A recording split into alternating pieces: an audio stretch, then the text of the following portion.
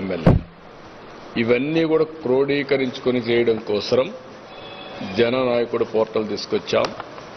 Technology అనేది చాలా ఎఫెక్టివ్గా ఉంటుంది.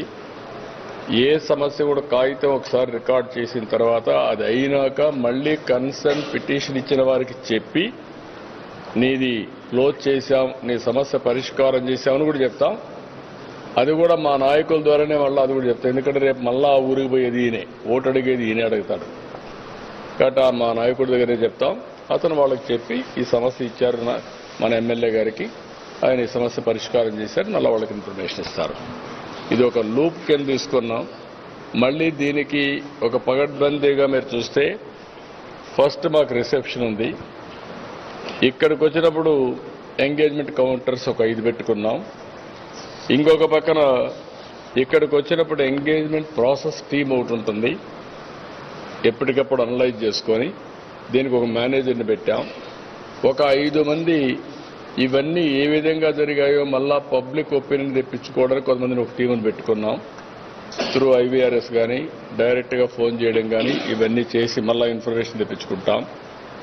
ఏదో టెక్నికల్గా సమస్యను పరిష్కారం చేయాలి కాబట్టి ఈ డెస్క్ నుంచి ఇంకో డెస్క్ పంపిస్తే లాభం లేదు. జెన్యూన్గా సమస్య పరిష్కారం కావాలి. ఆ జెన్యూన్గా సమస్య పరిష్కారం చేయకపోతే మళ్ళీ రీఓపెన్ చేస్తాం. అది సమస్యను పరిష్కారం. కొంతమంది ఎక్కువ ఎక్స్పెక్టేషన్స్ పెట్టుకుంటారు. ఇప్పుడు ఒక ఉదాహరణకు మనకు హాస్పిటల్ ఉంది. హాస్పిటల్లో చిన్న చిన్న ట్రీట్మెంట్ అవుతాయి. కొంతమందికి ఎక్కడికో వెళ్ళిపోయి 20 లక్షలు, 50 లక్షలు, 80 లక్షలు ఒక్కొక్కరికి ఇమ్మంటే సస్టైనబుల్ మోడల్ కాదు. వాళ్ళకి హెల్ప్ చేయాలి, చేస్తాం. కానీ ఇక్కడుండే ప్రత్యామ్నాయాలు ఏమున్నాయో ఇవన్నీ చేసుకుంటూనే వాళ్ళకి ఇన్విటబుల్ సిచ్యువేషన్ ఇచ్చినప్పుడు ఏ విధంగా చేయాలో వాళ్ళకు కూడా చేస్తూ హెల్ప్ చేస్తాం. కొంతమంది నాకు డబ్బులు ఇవ్వండి, ఆర్థిక సహాయం చేయమని కోరతారు. కానీ జెన్యూన్గా ఏదైనా ఉంటే కాస్త కోస్త హెల్ప్ చేస్తాం. కానీ అబ్నార్మల్గా అడిగితే మనం చేయలేము. అలాంటి కొన్ని పెద్ద ప్రాజెక్టులు అడుగుతూ ఉంటారు, లేదంటే పెద్ద విషయాలు చెప్తూ ఉంటారు. అవన్నీ సాధ్యం కాని పనులు. అవన్నీ కూడా మా వాళ్ళు ఎడ్యుకేట్ చేస్తారు. ఈవెన్ రైల్వే టికెట్స్ దగ్గర నుంచి బస్ టికెట్స్ దగ్గర నుంచి అన్నీ ఆన్లైన్లో ఉన్నాయి. అవి కూడా మేము కోఆర్డినేట్ చేస్తాం.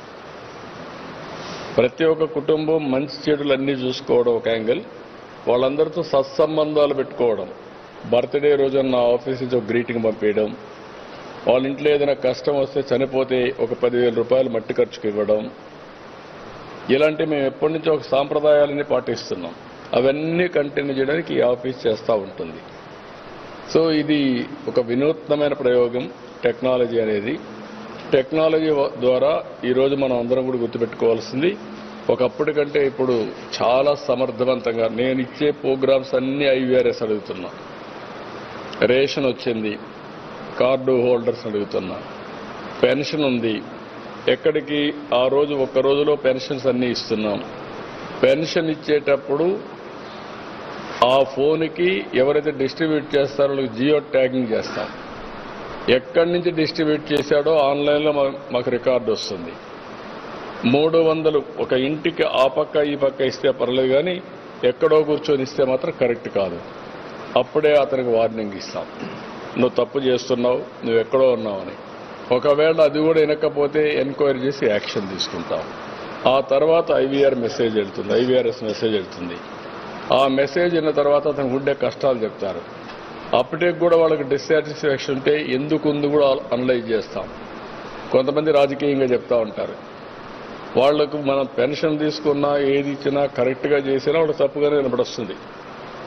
అది కరుడు కట్టినటువంటి కొంతమంది వైఎస్ఆర్ కాంగ్రెస్ కార్యకర్తలు, నాయకులు ఉంటారు. అవి కూడా అనలైజ్ చేసుకుంటాం. అంటే మా ఉద్దేశం ఎక్కడా మిస్లీడ్ కాదు.